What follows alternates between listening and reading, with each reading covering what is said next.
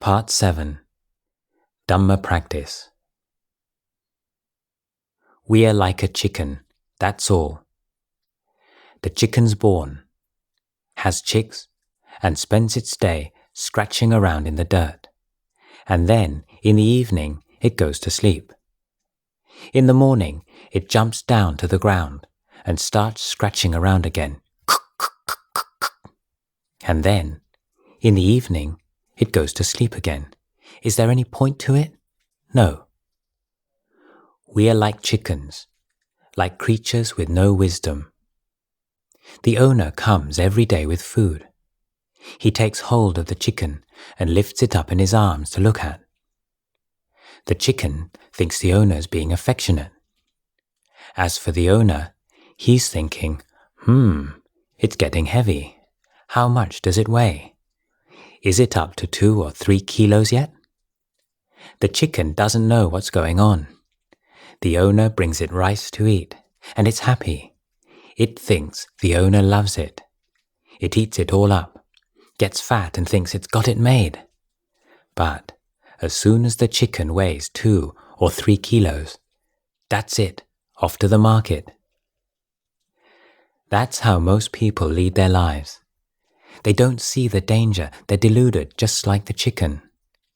The owner takes the chicken off to the market. It's in the back of a truck, and it's still clucking, quack, quack, quack, having a great time. Then the car reaches the market, and the owner sells the chicken to a Chinese stall owner. The chicken still doesn't suspect anything. The Chinese guy tears the feathers off its neck, and the chicken thinks the guy is grooming it. The chicken is that stupid. It's only when the knife has cut its throat that the chicken realizes, oh, I'm dead. We don't see our own life. We don't know how to remedy our defilements. From the moment that he established Wat Pa Pong, Luang Por began teaching his lay disciples that their responsibilities weren't confined to offering food to the Sangha and making merit. Dhamma isn't something far away, he'd say. It's not something belonging to the monks. Dhamma is the truth of all living beings, and the freedom from suffering is possible for anybody, monastic or lay, who cultivates the Eightfold Path. Everyone, monastics and lay Buddhists, have an equal opportunity to practice Dhamma and to reflect on it. And the Dhamma which monastics and lay meditators reflect on is the same Dhamma and leads to the same peace by the same means. Practicing Dhamma was the way to make the best possible use of a human birth that was rare and precious. He said that procrastinating about the effort to cultivate one's mind and then lamenting about it when you were already old and approaching death was like being an incompetent gardener. You plant beans, melons, pumpkins, green beans, and so on. Once they grow up, they mature, and then they go rotten. Knowing that, you pick them before that happens, don't you? If you want to cook and eat them, or sell or barter them, so that you derive some benefit from them, then do it in a timely way. What's the use of sitting around, lamenting when they have gone rotten? On her retirement, Upasika Ranjuan, a highly regarded author and civil servant, left the lay life and went to live in the nuns' community at Wat Pa Pong. In 1983, when it became clear that Luang Por's illness would prevent him resuming his teaching duties, Upasika Ranjuan decided to continue her training under Luang Por's great contemporary, Ajahn Buddhadasa. In later years, she went on to become a widely respected Dhamma teacher. Her life changed direction after listening to the teachings of Luang Por. Like most Buddhists, I'd make merit, listen to Dhamma talks, put food in the monks' bowls, take the precepts and all those kinds of things, and I thought that was enough. I never considered that anything more was required to be a true Buddhist. Then I heard Luang Por give a Dhamma talk for the first time. And I realized that the most important thing that a Buddhist should do is to train his or her mind, and that to do so would be fulfilling the deepest wish of the Buddha. For most of the villagers who came to the monastery every week, their basic meditation practice was chanting. Many of them would memorize the entire Pali Thai chanting book and would chant at home in the morning and evening. It was a calming practice, one that could bring joy into the mind, and the Thai translations provided them with key teachings at their fingertips. But Luang Por encouraged them to practice sitting meditation as well, and to cultivate a more profound understanding of their lives. Don't forget to meditate on the mantra Buddho, and to reflect on head hair, body hair, nails, teeth and skin, so as to see the fragility and the impermanence of the physical body. Think about it, reflect on it continually. When your thinking is correct, then your mind will be at ease. Undesirable consequences will disappear, and there will be no suffering. If your thinking is incorrect, suffering will increase. In Dhamma books written in English, a handy distinction is made between the Pali word Dhamma, written with a capital D, which usually means the truth of things, the teachings and practices that lead towards the realization of that truth, and Dhamma, written with a lowercase d, meaning thing. In Pali itself and in the Thai language, however, there is no orthographic means of distinguishing the two, and the pronunciation is identical. In fact, there is an organic relationship between Dhamma, meaning truth, and Dhammas, meaning things. I.e., knowing Dhamma, or truth, is in essence knowing Dhammas, things.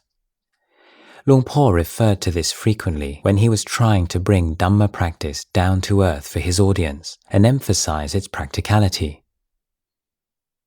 The word Dhamma means all things. There is nothing that is not a Dhamma. Dhamma includes all phenomena that make up our body and mind. The Buddha taught us to understand all things that are inside and outside of ourselves. The practices that enable us to do that are called Dhamma. The understanding of these different meanings of the word demands that we understand ourself. If we understand ourself, then we understand Dhamma, because Dhamma lies within us.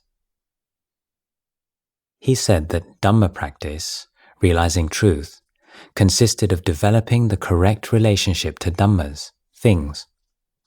The essential nature of Dhammas, or things, is a constant arising and ceasing. This nature is unaffected by whether or not a Buddha is enlightened. It can never disappear from the world because it is the way things are. Dhamma isn't something that can become extinct. The enlightenment factors are still present, and so are practitioners. The reason you don't get enlightened is because you're still so lax in your practice. Dhamma practice wasn't some esoteric pursuit suitable only for monastics. It was a matter of developing wisdom about your own life. Sometimes, lay people would come to him and say that they couldn't meditate because they were illiterate. Why do you need to be literate? You put your hand in the fire and it's hot. You put it in water and it's cool. Do you understand that much? If you do, you can cultivate the Dhamma. The word bhavana is monk's language. In ordinary language, we say consider or reflect. Just know whatever arises in your mind. When anger arises in your mind, are you aware of it? Greed arises. Are you aware of it? What's it like to be angry? What's it like to feel desire? Just keep looking at that. What else did you think it was about? If you can move and breathe, if you know the difference between hot and cold, and between liking and disliking, then you can still practice the Dhamma, because the Dhamma appears in this very body and mind. Don't think the Dhamma is a long way away. It's with us. It's about nothing else but us. Just look. One moment you're happy, and the next you're sad. One moment you're satisfied, and the next you're not. Then you're getting angry with that person and hating this one. That's all Dhamma. Nothing belongs to us. We don't even belong to us. In the end, we disintegrate according to the law of impermanence. Head hair, body hair, nails, teeth, skin. If you contemplate these things well, then you will see them in their true light.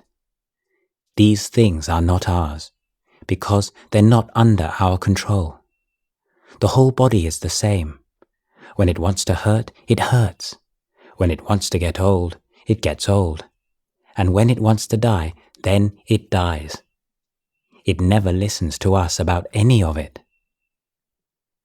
When you get a headache or a stomachache, has your body ever asked your permission first?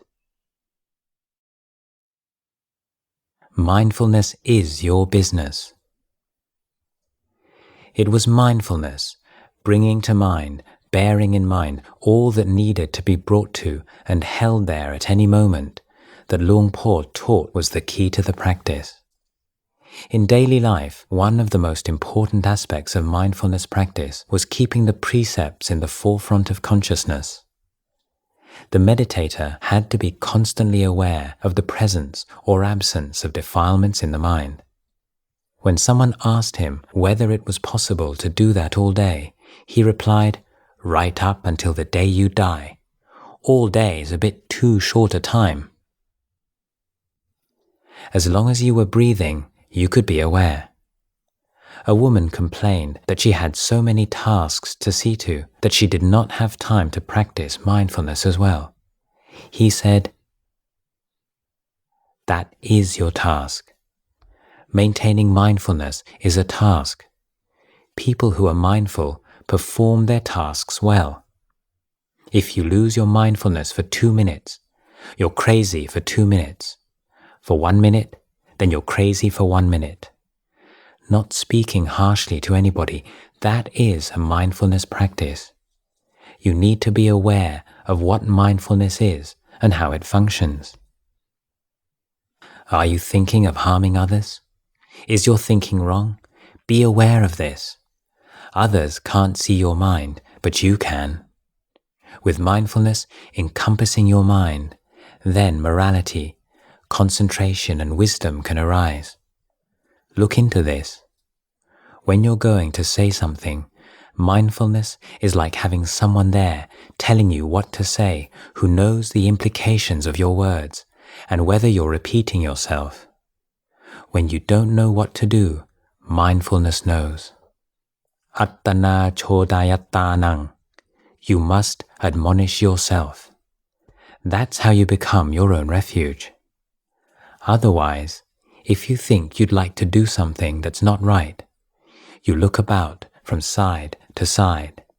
You see your mother's not around, your father's not around, there's no teacher present, nobody can see you. Okay, you do it immediately. Someone who thinks like that has already gone to the bad. You'll do something bad when nobody can see you. But what about yourself?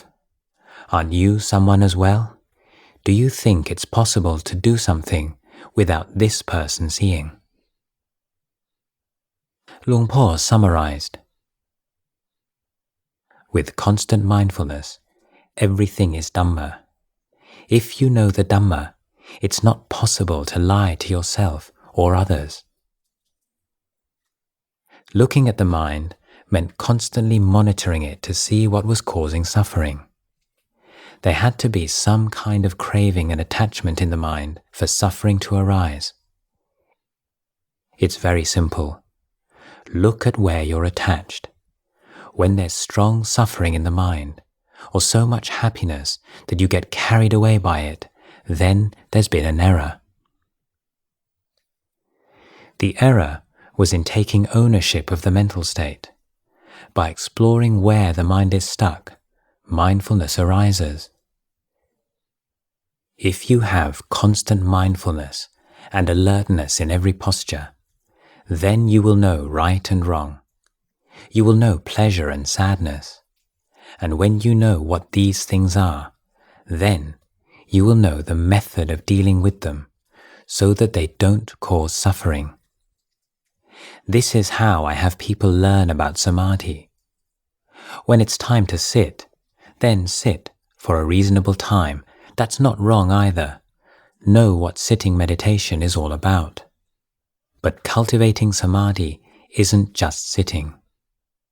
You must allow yourself to experience things and pass those experiences on for contemplation.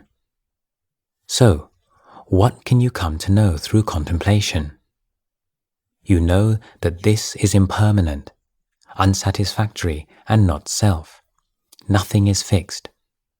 This is beautiful, I really like it. You caution yourself, it's changeful. I don't like this at all.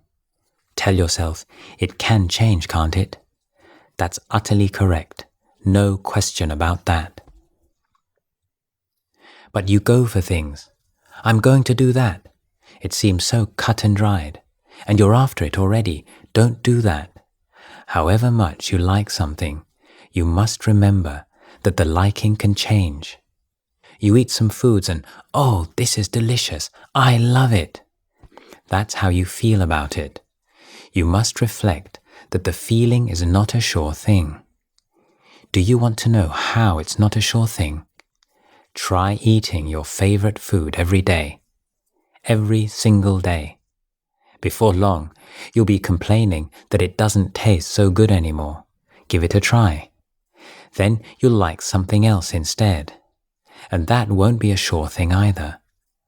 This needs to be taken up for contemplation. Everything's like the breath. There has to be inhalation and exhalation. The nature of the breath is to change. Everything that exists does so through this kind of change. Boxing clever. The unpredictable nature of our lives and the importance of making the best use of the time we have was a major theme of Luang Por's teachings. Death can come at any time. Luang Por would say that by refusing to face up to the truth of our inevitable death, we don't see how important it is to abandon bad qualities and develop the good. Cultivating the mind is vitally important because at the time of death, it is the goodness that we have accumulated, the merit that provides our true refuge. Wealth and property will all be separated from you, but the things which you have built up in your mind will not. If your mind is evil, it will take you on an evil path. If your mind is good, it will take you on a good path. Your possessions can't make you good or bad. Only your mind can do that. Understand this point. Wise people prepare not only for physical death, but also for the small deaths of separation from the loved by reflecting on the truths of life again and again, like boxers training for a fight by working on sandbags. If they've never trained, or if they've never burst the sack of sand with their kicks, then, when they get into the ring, they have their teeth knocked out. When your health goes, or your child dies, or your wealth is lost, then all you'll be able to do is cry because you've never prepared for it. You'll be a boxer who hasn't done his training. You must keep training yourself with the truths of impermanence, suffering, and not self. Constantly reflect on Dhamma. Then, when something happens, you'll recognize it as just an expression of those things, impermanence, suffering, and not self. You won't suffer too much because you'll see it for what it is. Prepare yourself. You can't afford to be indifferent to this. If you were to climb into the ring right now, you'd be knocked straight out of it again. You have to train. Luang Por said losses may be endured without tears and grief when they are seen through the perspective gained by training the mind. When the mind has developed right view, it has an inner refuge and doesn't add any unnecessary pain to the loss. But usually, when there are fires and floods, you allow them to burn and flood your mind as well. When someone dies, you die with them. If that's the case, then you have no place of rest. On another occasion, he compared this perception of impermanence to seeing a drinking glass as already broken. He said that the Buddha could see the broken glass within the unbroken. Anybody who could see the glass as already broken would not get attached to it, because they would recognize it as a temporary configuration of its constituent elements that would eventually shatter. All things should be looked upon similarly as bearing within them their inevitable destruction, including the physical body. This did not mean that being doomed to death, the body is useless and people might as well commit suicide. It means that it was to be put to good purpose as long as it was in a state to do so. The wisdom of enough. Luang Por spoke of elderly lay disciples who became discouraged and depressed by their growing inability to recall the words of the chanting texts or to learn new ones. Luang Por said that memory loss was not an obstacle to Dhamma practice because there was far more to Dhamma than chanting. In daily life, the Dhamma was to be found from searching for the right or optimal amount in every matter.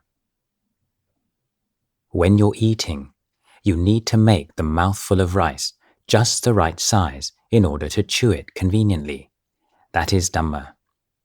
If the mouthful is as small as a monkey apple seed, or as big as a chicken's egg, then it won't be the right size, and that won't be Dhamma.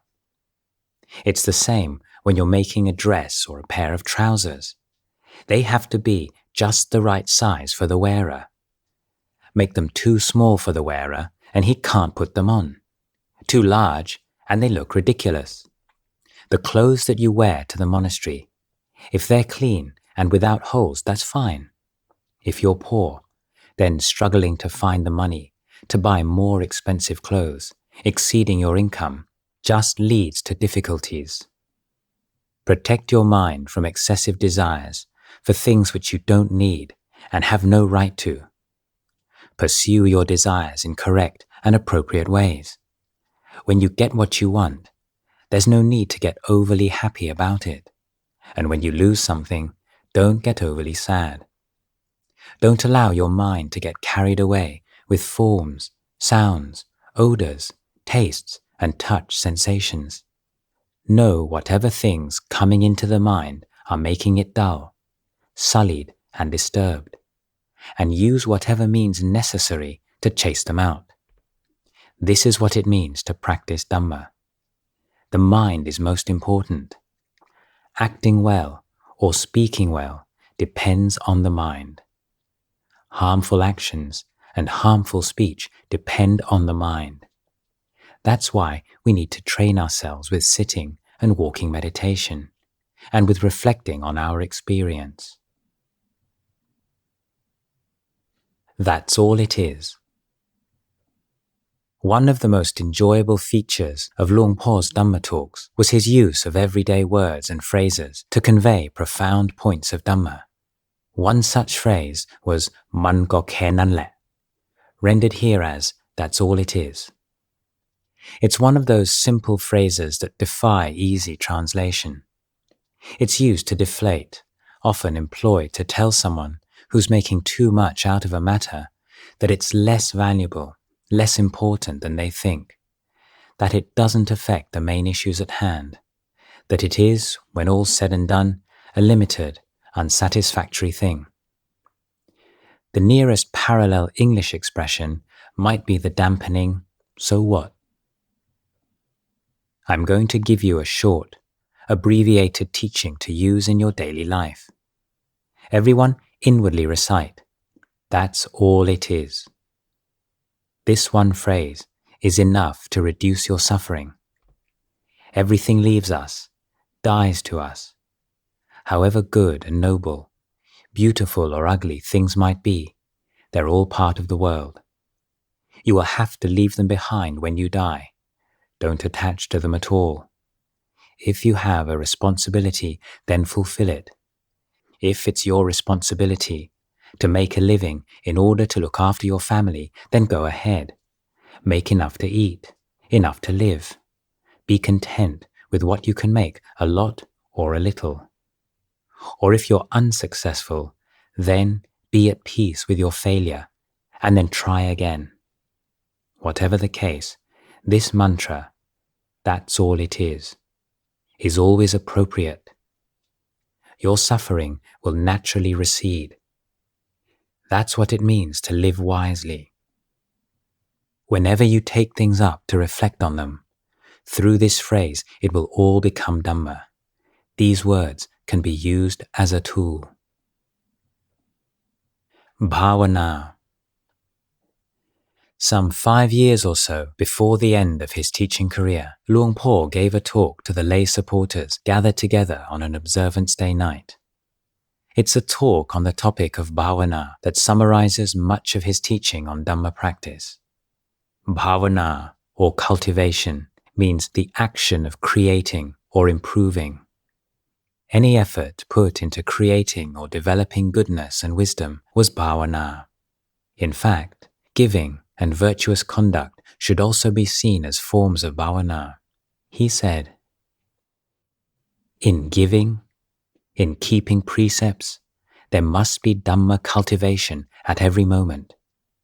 Even if you give a single lump of rice, or a single pair of trousers, or give just a small amount of anything, you feel happy because you've made a gift of something that belonged to you with no buying or selling involved. After the gift has been made, both the one who gives and the one who receives feel content. Those feelings didn't exist before.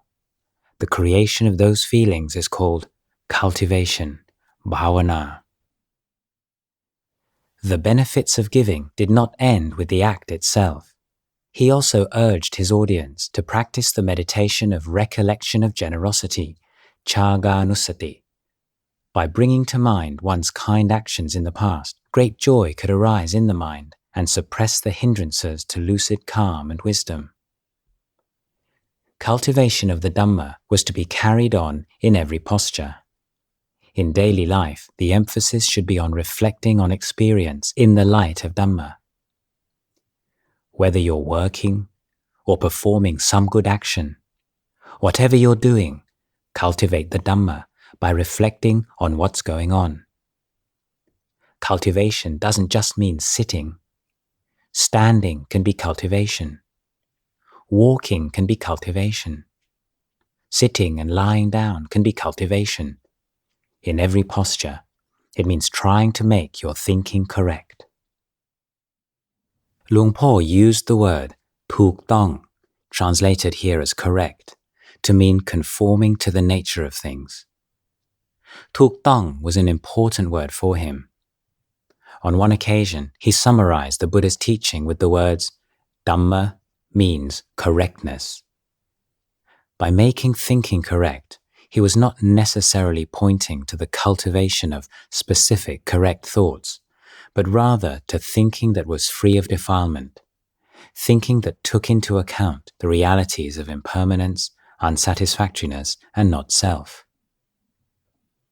Not harming yourself or others, making whatever you do beneficial, doing only what's correct, speaking correctly, thinking correctly. All the kinds of correctness are the merit that arises from bhavana. This effort to cultivate Dhamma by constantly looking at experience with the eye of wisdom is rendered here as reflection, a translation of the Thai word picharana, which has meanings ranging from investigation to consideration to contemplation. He pointed out to his audience that this power of reflection is not esoteric. Everyone already possesses it to some extent and uses it in their daily life. A lack of it always causes difficulties. Buying, selling, exchanging, whatever you're doing, you have to cultivate. You have to reflect, to consider. Your income is so much. Your expenditure is so much. You need to do this first and then do that. You need to plan things out. It's all bhavana. Correct bhavana puts you at ease and makes the mind lucidly calm. Everybody, whether you live in a village, a monastery, wherever you are, if you reflect with a correct understanding of things, then it's bhavana. The ability to consider things with a clear mind prevented being swayed by negative emotions or consumed by fear. He gave an example of the cultivation of wisdom in daily life by reflecting on experience. I once heard Ajahn Buddhadasa giving a talk on the radio. He said, when he was a boy, he was terrified of ghosts. He would take the cattle out to graze in the morning and return in the evening.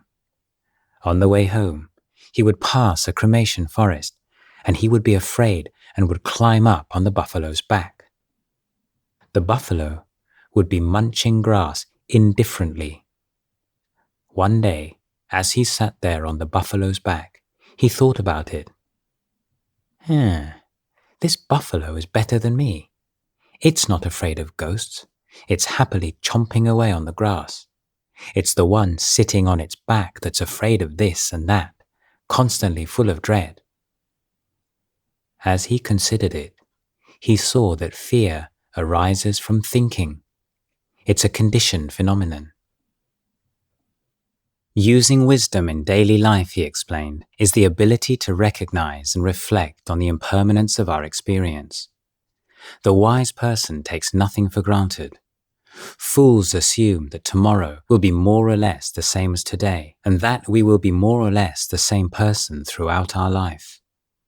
They are heedless of the truth of things, without perspective, caught up in whatever the present state of affairs happens to be. Wealth, rank, fame, success, none of these things, if gained honestly, were bad in themselves. The problems came when people identified with them too much. The result was a form of intoxication. Don't get drunk on these things. If you can get rich, then get rich. If you can't hold on to your wealth and become poor, then be poor, but don't get drunk on it. Don't be drunk with your poverty, and don't get drunk on your wealth. If you're suffering, don't get drunk on your suffering. If you're happy, don't get drunk on your happiness. If you're young, don't get drunk on your youth. And if you're old, don't get drunk on your old age. This heedlessness, the refusal to face up to these simple truths of life, that all beings are on a path to old age and death, feeds a pride and conceit that lies at the heart of human suffering. Luang Por, comparing relationships to a road, said problems arose the moment that people became lost in self-views. In this monastery, in this Dhamma hall, if anyone thinks, I'm better than you are, or you're more stupid than I am, or I'm more intelligent than you are, or you're not like me, and so on, bumps and potholes appear. Whenever anyone says or does anything, they look at each other with mistrust. But, he said, reflection on the Buddha's teachings that remind us of our common humanity will ease your anxieties and attachments. He told his audience that despite all the people sitting listening to his talk, there was just one thing really going on: the relentless, ownerless process of change. He said that the teaching that we can find nothing solid in our body or mind that is really who we are or truly belongs to us is difficult to take. People without self-awareness, hearing such words, get angry and complain that Dhamma talks on such matters are unpleasant or offensive. When you say, reflect on this, You were born to die. Life is unreliable. It's even worse. People get up and leave. They can't stand it. They think you're talking about base, inauspicious things. Things are born and then they die. The more these people hear, the more frightened they become. They don't want to listen and they leave. But the truths of life are irrefutable, and it's wise to face up to them and reflect. The Buddha taught us to cultivate. We are all the same, rich or poor. We're born, we get old, we get sick, and then we die in very similar ways. When you dwell on this kind of Dhamma reflection, then your mind will find an even consistency wherever you go. But as Luang Por would note, most people do not apply their minds in that way. They grasp onto things until they suffer and then carry that suffering around with them without realizing what's happening. He returned to his theme that he was teaching more than a meditation technique. Bhavana doesn't mean sitting cross-legged with your eyes closed. Some people come to the Wat every day, and on the observance day they practice sitting meditation. But as soon as they get home, they throw it all away. They quarrel with their spouse or their children, quarrel with all the people around them, thinking that they are no longer meditating. When they meditate, they close their eyes in order to make merit. But when they finish meditating, the merit doesn't go with them. They just take the demerit. They have no endurance. They are not practicing Dhamma. Actually, this practice can be done anywhere, in the Wat or outside it. It's like studying in a good school. Once you've learned how to read at school, then you can read at home, in the fields or in the forest. You can read in a group or you can read alone. If you know how to read, you don't have to run off to the school every time. You can read whenever you want. His definition of someone who knows how to cultivate was, when you have wisdom, whether you're out in the fields or you go into the forest, live in a big group or a small one, whether you're blamed or praised, you have a constant, thoroughgoing knowledge of what's going on. And that's what it means to be a cultivator.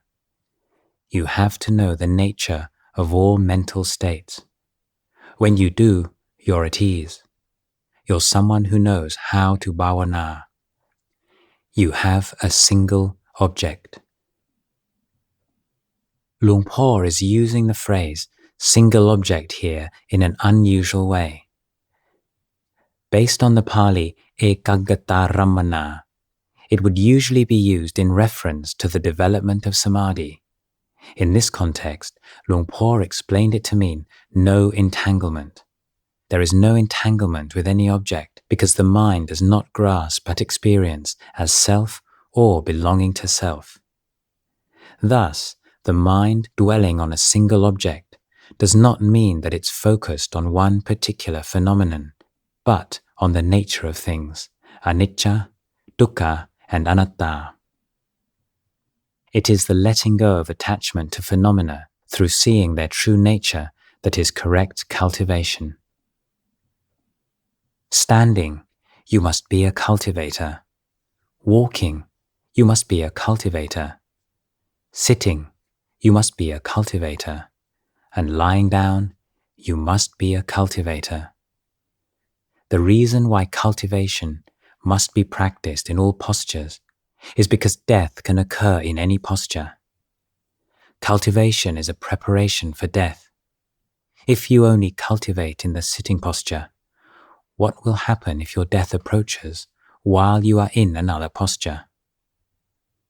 The same argument applies to the arising of defilement in the mind.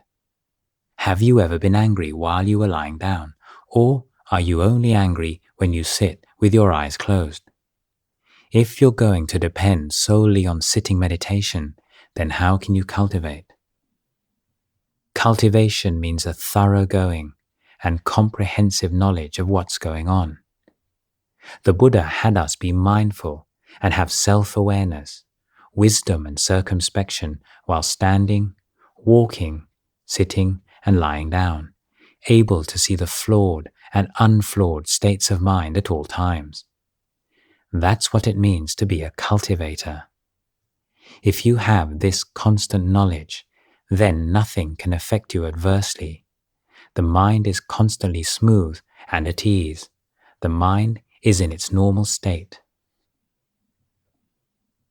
Towards the end of his teaching career, Luang Por read and was impressed by the newly published Thai translations of Chinese Zen masters such as Huang Po.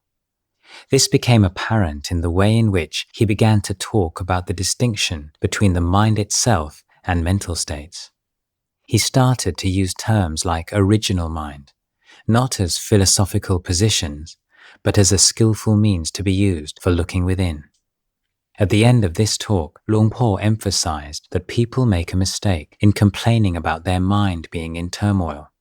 He said that there's nothing wrong with the mind itself. It's naturally at ease. It's the defilements, the craving which are the problem. It was important to separate the two. It's like the leaves in the forest. Normally, the leaves are still. So, when they flutter about, what's the cause of that? It's because of the wind blowing. If there's no wind, then the leaves remain in their normal, still state. Our mind, our original mind is the same. It's naturally at peace and clean. What swings about all the time is a new mind, a false mind, constantly dragged here and there by craving, swinging between pleasure and pain. That isn't the mind itself. Remember this point. When your mind becomes busy and confused, then remember what I'm telling you. This is not your mind. Your mind is free of all this. Its nature is pure and clean. This is a false mind, an untrained mind. Go away and think about this.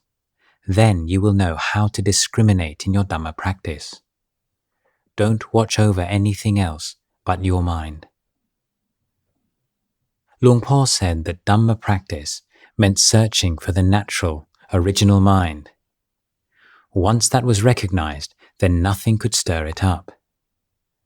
So many people gave up cultivation because they thought their mind was too busy and confused. It was vitally important to know that the mind was never turbulent. The turbulent was the defilements. The practice began and ended in the mind. It was not a matter of starting with generosity and precepts and gradually working up to meditation. Keeping the 5 precepts was necessary for keeping the mind free of disturbance, but the inner work was vital. If you reach that place where the mind is in its normal state, there will be nothing to disturb you, like leaves in a windless place.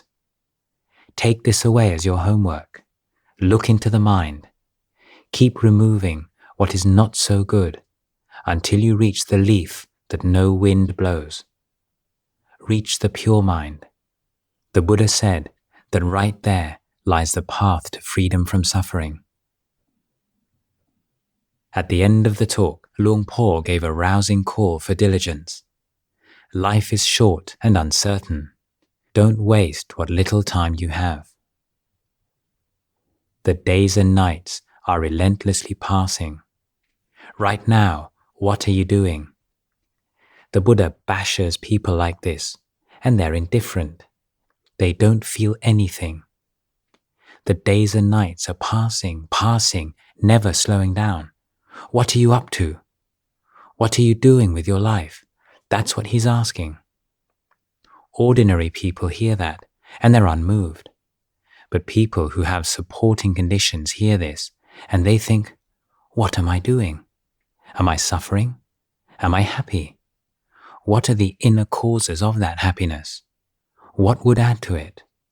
That's how you should be thinking. You have to practice the Dhamma in order to realize the nature of your own mind.